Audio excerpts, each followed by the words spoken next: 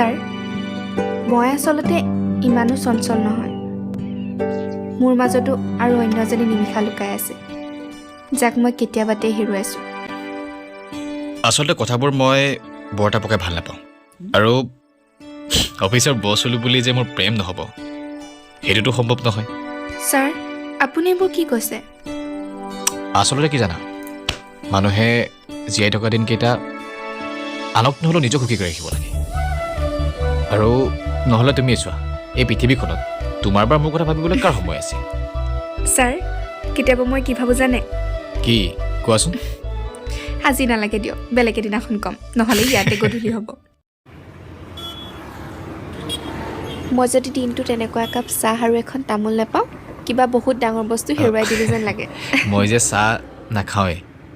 আৰু তামোলটো নাখাওঁৱেই চাহ তামোল